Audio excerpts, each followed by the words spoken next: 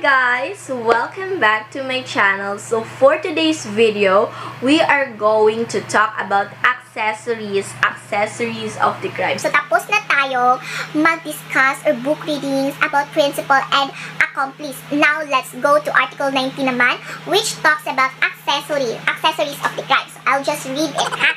So Article 19, accessories.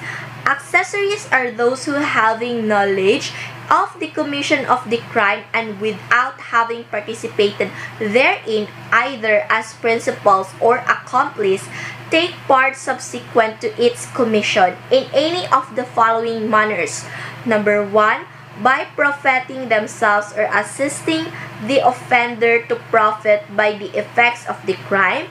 Number 2, by concealing or destroying the body of the crime or the effects of or instruments thereof in order to prevent its discovery. And then number 3, by harboring, concealing or assisting in the escape of the principal of the crime, provided the accessory acts with abuse of his public functions or whenever the author of the crime is guilty of treason, parricide, murder, or an attempt to take the life of the chief executive or is known to be habitually guilty of some other crime. So yun po yung provisions under Article 19 which talks about accessories. So, let's go to the discussion na mga beshi para maintindihan natin to ng bonggang-bongga kasi need natin to para makapasa tayo sa bar examinations or any examinations which requires our knowledge about RPC. So, an accessory does not participate in the criminal design or cooperate in the commission of a felony, but with the knowledge of the commission of the crime, he subsequently takes part in 3 ways. So, si accessory mga beshi bells, wala siya sa decision making or kung paano i-commit yung crime. So, hindi siya nag-participate sa mga ganong bagay kasi gawain yun actually ng principal. And then, hindi siya nag-cooperate sa commission ng felony or hindi siya tumulong or hindi siya nag-cooperate prior or during or simultaneous sa commission ng crime kasi gawain nyo ng accomplice, mga baby loves. So, kung hindi nyo alam kung ano si principals at si accomplice, you might want to visit my videos about Article 17 and Article 18 of the RPC which talks about principals and accomplice. I will just write it down in the description box. So hindi siya si accessories. Pero si accessory mga beshi is may knowledge siya about the commission of the crime and then nag-operate siya after the commission of the crime in 3 ways. In 3 ways. Number 1 is by profiting from the effects of the crime. Number 2, by concealing the body, effects, or instruments of the crime in order to prevent its discovery. And then number 3, by assisting in the escape or concealment of the principal of the crime, provided he acts with abuse of his public functions or the principal is guilty of treason, parricide, murder, or an attempt to take the life of the chief executive or is known to be habitually guilty of some other crime. Now, in order for us to understand thoroughly Article 19 of the Revised Penal Code, so let us first talks about the important words or phrases which is used under this provision. So first, let us go to having knowledge. So an accessory must have knowledge of the commission of the crime and having that knowledge, he took part subsequent to its commission. So, si accessory B, dapat may knowledge siya sa commission ng crime na yon. At after niya malaman ng knowledge na yon, is nag-took part siya sa commission ng crime or tumulong siya. So, after effect na si accessory. So, after, again, yung in-note natin dito is si accessory is may knowledge siya sa crime pero tumulong siya after the commission of the crime. So, ganun yan. So, in the absence of a positive proof, direct or circumstantial of his knowledge that the goods were of illegal origin or fraudulently acquired by the vendors at the time of the transaction, a customer who purchases such goods cannot be held criminally responsible as accessory. This is cited in the case of People versus Labrador. Thus, if A buys a stolen property, not knowing that it was stolen, he is not liable. So, meaning, dapat may knowledge ka na such property is ninakaw or such property is galing or product sa commission of a crime. So, without such knowledge, you cannot be liable as an accessory. So, yun yun. So, a mere possession of a stolen property does not make the accused an accessory where the theft was already convicted. So, the legal principle that unexplained possession of stolen articles is sufficient evidence to convict one of theft is not applicable where the principal or author of the robbery has already been convicted and where there is no proof that the alleged accessory knew of the commission of the crime and that he profited himself by its proceeds. It is within the realm of possibilities that he received it honestly in the legal course of transaction without knowing that it was stolen. This is cited in the case of People versus Racemo. So note that if there has been no one convicted as a theft, the possessor should be prosecuted as principal of the crime of theft. So, dito be, yung mere possession, so kapag nasa possession mo, yung stolen property ng isang tao, but it does not make you an accessory kapag yung author or yung principal ng theft is already convicted. However, if si principal or si author ng theft is hindi pa convicted and then you are the one who is currently possessing or you are the one who is currently in possession of such stolen property, so you would be guilty. You will be prosecuted as a principal of the crime of theft.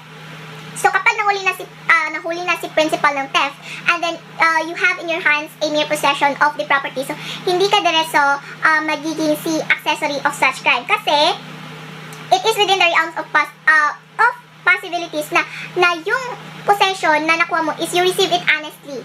So ganun yun. So ganun yung presumption mo na yung bagay na nasa iyo is na natanggap mo honestly and that the legal course of transaction without knowing that it was stolen and that hindi mo alam na stolen pala yung property na yon. So ganun yon. Entertaining suspicion that a crime has been committed is not enough. So here, entertaining suspicion that a carable was a stolen subject is not of itself proof of knowledge that the crime has been committed. So knowledge and suspicion, di ba dito is having knowledge. So knowledge and suspicion are not synonymous terms, di ba? So the word suspicion is defined as being the imagination of the existence of something without proof or upon very slight evidence or upon no evidence at all. So kapag yung suspicion lang or may knowledge ka pero walang proof, so ganun yung suspicion. May nalaman ka but unfortunately wala kang evidence or proof na ma-establish na tama ba yung nalaman mo, it would not be enough to convict someone as a accessory. The next one is knowledge of the commission of the crime may be acquired subsequent to the acquisition of stolen property. Thus, in the case of U.S. versus Montano, it is sufficient that after acquiring that knowledge, he concealed or disposed of the property, thereby depriving the owner thereof. So, ibig sabihin, dito mga BS, it is not necessary na before ka took part ng crime is dapat alam mo na yung commission ng crime. It is already sufficient na, though hindi mo siya nalaman in the first instance or in the first time, tapos, during the process, nalaman mo na, hala, stolen property pala to or galing pala to sa illegal na gawain. But then, you choose to conceal it or you choose to participate as an accessory based on the 3 acts provided in Article 19. So, it is sufficient that you might be liable or prosecuted as an accessory of the crime. So, hindi necessary na dapat alam mo yung knowledge mo is before. It is, naintindihan niyo ba ako, babe?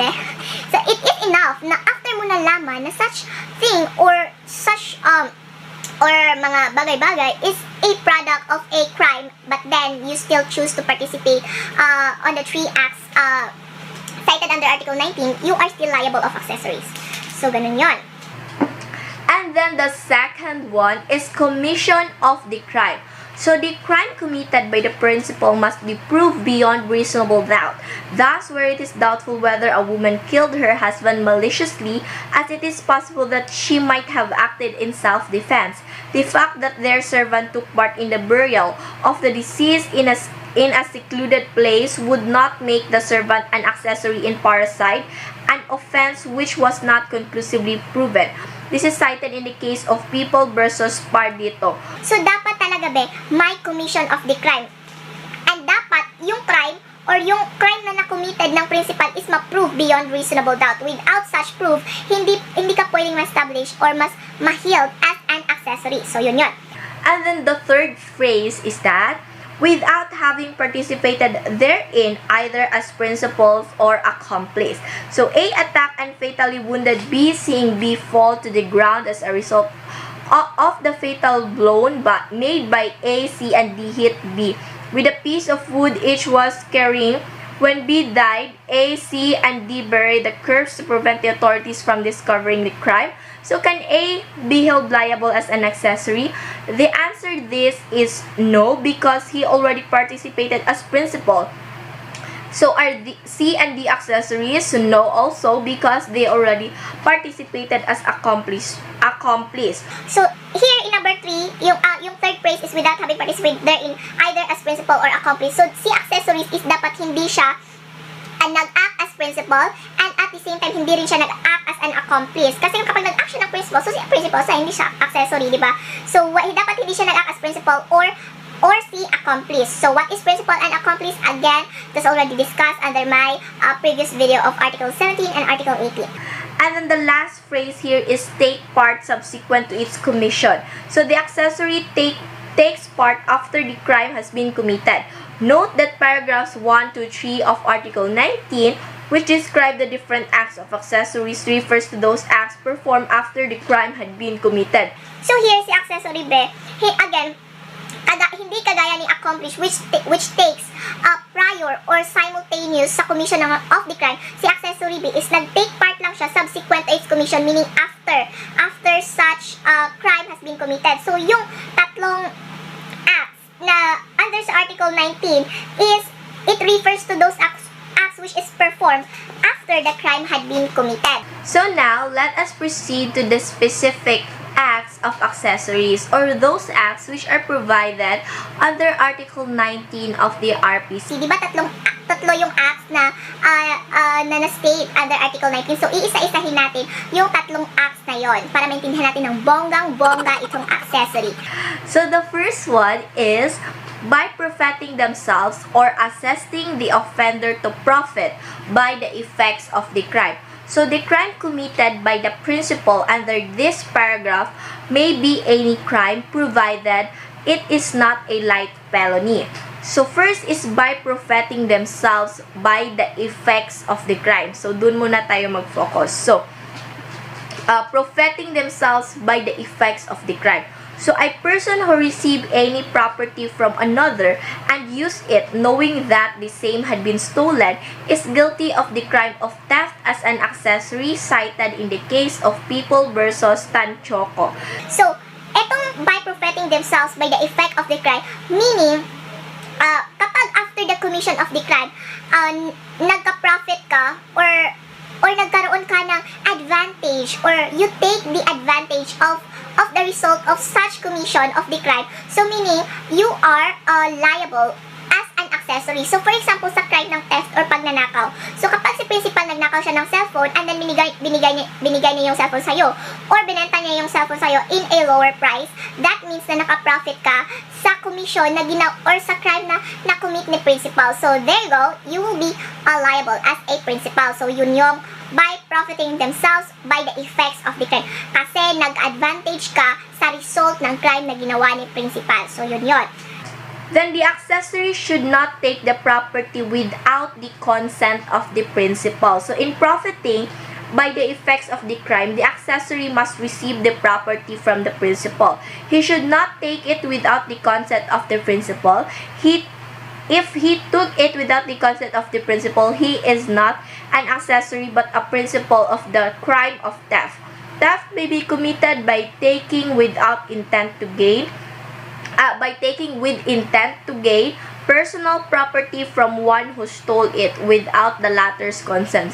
So here, dapat si principal is hindi niya kinuha yung property without the consent of the principal. Kasi for example, sa crime again ng theft, kinuha niya yung cellphone na effect or results ng commission of the crime na ginawa ni principal, tapos kinuha ni accessory without the latter's permission, so hindi siya magiging considered as principal. Kasi dapat si principal mismo yung voluntarily na nagbigay kay accessory ng cellphone, or kaya siya mismo yung nagbenta ng cellphone na lower price para maging accessory or para maging held liable as accessory yung person. Kasi kapag kinuha mo yung effect ng crime ni principal without his consent, then you are not an accessory anymore but a principal in the commission of theft. So when is profiting by effects of the crime punished at the acts of principal and not the acts of accessory? So, kailan yung profiting by the effects of the crime would be punished as acts by principal, at kailan naman siya magiging punished as act of accessory? So, when a person knowingly acquired or received property taken by grants. And then, assisting. So, diba, first one is profiting themselves by the effects of the crime. And then, diba sa first, sa specific acts ng accessories is by profiting themselves or assisting the offender to profit by the effects of the crime. So, tapos na tayo dun sa by profiting themselves by the effects of the crime. So, dito naman tayo sa by assisting the offender to profit by themselves of the crime. So, a person who receives any property from another which he knows to have been stolen and sells the same for the theft to whom he gives the proceeds of the sale is guilty of the crime of theft as an accessory. This is cited in the case of US versus Galancio. So here is si accessory yung nag-assist siya sa kay principal. So example dito is yun nga yung example na yun, na kapag si principal nagnakaw siya for example ng cellphone, tapos tinulungan siya ni accessory na ibenta yung cellphone, and then yung pera na nalikom dun sa pagbenta ng cellphone is binigay niya sa principal. So yun, assisting the offender to profit by the effects of the crime, meaning nag-a-assess ka dun sa principal ng crime yun para magka-profit siya sa ginawa niyang crime. So yun. So an accessory should not be in conspiracy with the principal. So I conspired with others to steal certain goods in the custom house. A agreed to pay, as in fact he paid them a substantial sum of money upon the delivery of the stolen goods in his warehouse from the wagons on which his conspirators loaded the goods at the custom halls. It was held that A was guilty of a crime of theft as a principal and not merely as an accomplice. This is cited in the case of US versus Tan Tiap. So here's the accessory, dapat hindi siya part ng conspiracy na naganap sa commission ng crime. So para maging held siya as accessory. So yun. Now let's go to the second act, which is by concealing or destroying the body of the crime to prevent its discovery. So the crime committed by the principal under this paragraph may be any crime provided it is not a light felony. So body of the crime. So body of the crime, same as corpus delicti. It means that a specific offense was in fact committed by someone. This is cited in the case of People versus Marquez. So example of concealing the body of the crime. So here, dalawa to, diba? Kagaya nung sa first act, dalawa, profiting and then assessing. Here is dalawa rin siya, by concealing or destroying. So first we go to the concealing of the body of the crime. So those who assist in the burial of the victim of a homicide to prevent the discovery of the crime incur the responsibility in accessories. This is cited in the case of US versus Leal.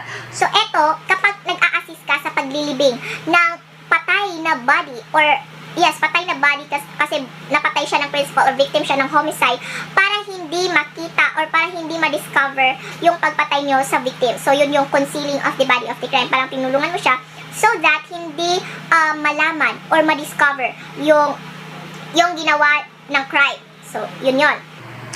So this one is furnishing by means to make it appears that the deceased was armed by placing a weapon in his hand and when already dead, and that it was necessary to kill him on account of his resistance to the constabulary men, or making it appear that the deceased who has been arrested ran away.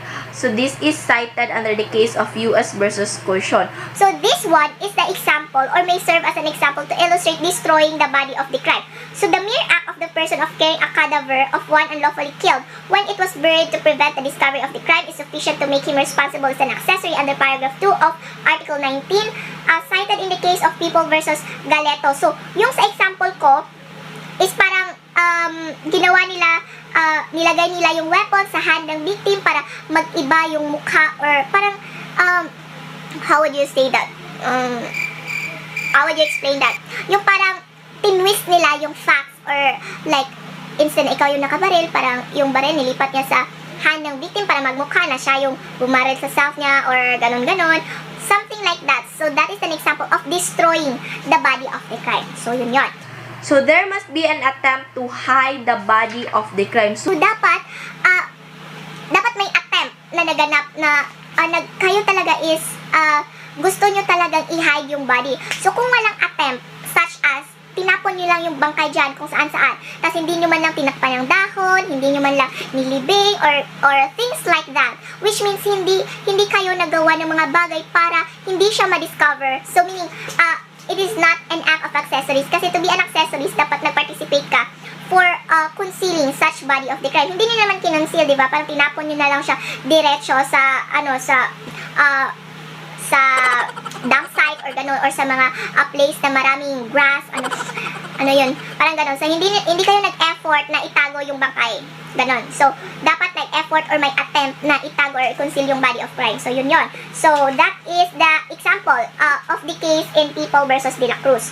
So, concealing or destroying the effects or instrument of the crime to prevent its discovery. So, a person who received personal property knowing that it has been stolen for the purpose of concealing the same, as in the facts he concealed it is guilty of the crime of theft as accessory. This is cited in the case of U.S. versus Villaluz. So, kapag ang isang tao is tinago niya, nag-receive siya ng property from the principal and then tinago niya for the purpose na hindi malaman or makonceal ang discovery ng such crime, and he is guilty of an accessory. And then, the stolen property is the effect of the crime. So, the pistol or knife is the instrument. Ito yung instrument ng crime. So, a person who destroyed the ladder which he knew had been used by another in climbing the wall of the house where the latter had committed robbery is guilty of the same crime as accessories. The ladder is an instrument of the crime. So, kapag dinestroy niya yung instrument na ginamit para ma-accomplish yung crime na yon is such as the ladder, no, kapag nagamit yung mga robbery ng hagdanan para makaakyat sa bakuran at ma-accomplish yung crime ng pagnanakaw na gawin nila, tapos this one person is sinira na yung ladder para ma-prevent yung evidence or ganun-ganun na naggamit sila ng ladder or para ma-conceal yung mga pinagagawa nilang pagnanakaw. So, that is an act of an accessory. To prevent its discovery. So, the pronoun its, to prevent its discovery. So, yung its na ginamit dito, it is referred to the word crime. So, in the case of U.S. Villaluz, such facts also show that her concealment of said articles was for the purpose of preventing and defeating the discovery of the crime. So, note that the concealing or destroying of the body of the crime, the effects of the instruments thereof must be done in order to prevent the discovery of the crime. Note also that what is concealed is the body of the crime, the effects or instrument thereof, not the principal who committed the crime. If the principal is concealed under paragraph 3 of Article 19 applies. So here, also dito sa paragraph 2, yung instrument at saka body yung crime yung tinago, hindi yung principal itself yung tinago mo kasi sa paragraph 3 na yon. So under paragraph 2, hindi siya applicable doon. So simply assisting the principal in bringing the body down to the house to the foot of the stairs and leaving said body for anyone to see cannot be classified as an attempt to conceal or destroy the body of the crime. The concealing or destroying of the body of the crime, the effects of instruments thereof must be done to prevent the discovery of the crime. In this case, the body was left at the foot of the stairs in a place where it was easily visible to the public. This is cited in the case of People versus Versola. So yung pag-conceal at mag-destroy ng instrument ng crime is dapat yung purpose niya is to prevent its discovery. So kapag yung purpose mo is para makita siya or visible ng public, so hindi na siya magiging qualified as accessory kasi dapat yung purpose is to prevent the discovery of such acts. Yun yun. Now let's go to the third and the last acts stated in our Article 19, which is by harboring, concealing, or assisting in the escape of the principal of the crime. So here, there are two classes of accessories which are contemplated in paragraph 3 of Article 19. So the first one is public officers who harbor, conceal, or assist in the escape of the principal of any crime, not light felony with abuse of his public functions. So the requisites here are that the accessory is a public officer. Second, he harbors, conceals, or assists in the escape of the principal. The third one is that the public officer acts with abuse of his public functions. And the fourth one is that the crime committed by the principal is any crime provided it is not a light felony. And then the second one is private persons who harbor, conceal, or assist in the escape of the author of the crime, guilty of treason, parricide, murder, or an attempt against the life of the president, or he is known to be habitually guilty of some other crime. So the requisites here is that the accessory is a private person. The second one, that he harbors, conceals, or assists in the escape of the author of the crime. And then the third one, that the crime committed by the principal is either treason, parricide, murder, or an attempt against the life of the president, or that the principal is known to be habitually guilty of some other crime. So habitually guilty of some other crime means that if a person was previously punished 3 times for less serious physical injuries and now commits TAFA, the one who helps in escape is liable as an accessory, although the accessory is a private individual.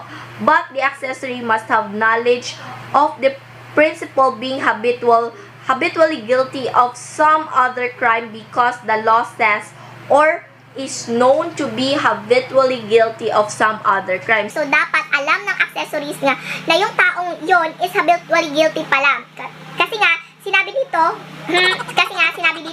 it must be known to be habitually guilty of some other crime. So, yun yun.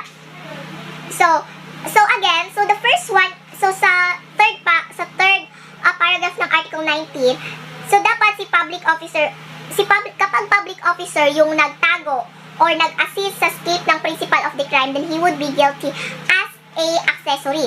But kapag si private person who harbors or dapat yung crime na nakumit ng principal must be guilty of treason, parricide, murder, and attempt against the life of person, or is known to be habitually guilty of some other crime. So yun lang yung matatawag mo na liable siya as an accessory. So, a mayor who refused to prosecute offender is accessory. So, abusing his public office, the president of the town of Cabiao refused to prosecute the crime of homicide and thus made it possible for the principal offender to escape. He refused to make an investigation of the serious occurrence of which complaint was made to him. So, the municipal president was found guilty as accessory. But the one who kept silent with regard to the crime he witnessed is not an accessory. So yung tao na silent lang or hindi nagsabi sa crime na kanyang nakita is not guilty of an accessory. So a person who saw the commission of a crime, say murder by another whom he knew, kept silent with regard to it and did not report it to any of the authorities is not liable, even as an accessory. So the reason for this ruling is that such an omission is not one of the different acts enumerated in Article 19 of the Code. Such omission is not harboring or concealing or assisting in the escape of the principal. But if a person went to authorities and volunteered false information which tended affirmatively to deceive the prosecuting authorities and thus to prevent the detection of the guilty parties and to aid them in escaping discovery and arrest, then he is liable as an accessory. This is cited in the case of U.S. versus Romulo. So kapag silent ka lang sa case witness mo such as murder, so hindi ka magiging liable as an accessory for the reason na yung ginawa mong act is hindi naman siya enumerated under Article 19. But kapag pumunta ka sa court and then false testify ka about sa event na nangyari para prevent yung discovery ng such crimes, then you would be liable as an accessories. So, accessories liability is subordinate and subsequent. Where the alleged incendiary was acquitted, it is neither proper nor possible to convict the defendant as an accessory. So, the responsibility of accessory is subordinate to that of a principal in the crime because the accessory's participation therein is subsequent to its commission and his guilty is directly related to that of the principal delinquent in punishable act.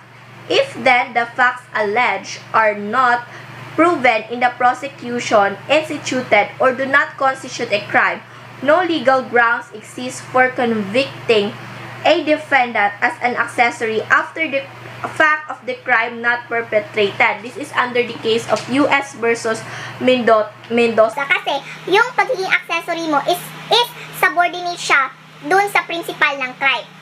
So, yun yun. So, when is conviction of accessory possible? Even if principal is convicted, even if principal is acquitted, conviction of an accessory is possible notwithstanding the acquittal of the principal. If the crime was in fact committed but the principal was not held criminally liable because of the exempting circumstance such as insanity or minority, in exempting circumstances, there is a crime committed. Hence, there is a basis of convicting the accessory. So, even though yung principal ng crime after judgment na siya talaga yung principal ng crime o na-commit talaga yung crime niya is hindi siya na-convict or hindi siya nakulong because of some exempting circumstances such as minority or insanity which renders such principal na hindi siya makulong, hindi yung accessory nag-guilty sa pagtulong ng principal will be committed even though will be convicted even though yung principal ng crime is hindi siya nakulong. So yun yun. Now let's go to apprehension and conviction of the principal is not necessary for the accessory to be held criminally liable. So even if the principal is still unknown at a law or at large, the accessory may be held responsible provided the requisites prescribed by law for the existence of the crime are present and that someone committed it. So here, the apprehension and conviction of the principal is hindi siya necessary for that accessory may be held liable. And then, the arraignment, trial, and conviction of accessory during the pendency of a separate case against the principal are null and void. So, the arraignment, trial, conviction of after the fact without the principal of the crime having first been tried and convicted in separate case filed and pending at the time of the arraignment, trial, and decision of the case against accessory is not proper and violates legal system of procedural orderliness. So dapat kapag na-try muna yung accessory tapos hindi pa yung principal, it is not proper and that it violates legal system of procedural orderliness. But when the principal is not yet apprehended, kapag hindi pa nahuli yung principal, the accessory may be prosecuted and convicted. So sa first is kapag nandyan na yung principal kaso hindi pa siya wala pang trial na naganap sa kanya tapos inuna yung accessory, so hindi maaari yun, hindi proper yun and that it violates legal system of procedural orderliness. But kapag hindi pa na-apprehend or hindi pa nahuli yung principal, si accessory is pwede na siyang pwede na siyang ma-prosecute at ma-convict. For one to be guilty and punished as an accessory, it is not necessary that there be a principal duly convicted. Neither the letter nor the spirit of the law requires that the principal be convicted before one may be punished as an accessory. As long as the corpus delicti is proved and the accessory's participation as such shown, he can be held criminally responsible and meted out the corresponding penalty. And then the last question would be, can there be an accessory even after the principal was convicted? So here, meron bang accessory accessory even though na-convict na yung principal? The answer is yes. So, by presenting oneself to serve out the sentence in lieu of the real culprit, but the crime committed by the real culprit must be treason, parricide, murder, or attempt to take the life of the president, that he is known to be habitually guilty of some other crime, because this is possible only when the accessory is private individuals. So dapat yung crime na na-commit ng culprit is must be related to treason, parricide, murder, na attempt to take the life of the president, or he is known to be habitually guilty. Kasi dito is possible lang ito mangyari sa when the accessory is private individual. So, that ends my video. Thank you so much for watching. I hope you learned something about accessory, although most of the time I only read my book. I hope na naintindihan nyo pa rin yung mga explanation ko na parang ako sa sarili ko hindi ko maintindihan. So thank you so much for watching, guys. Hope you subscribe to my channel. Bye bye.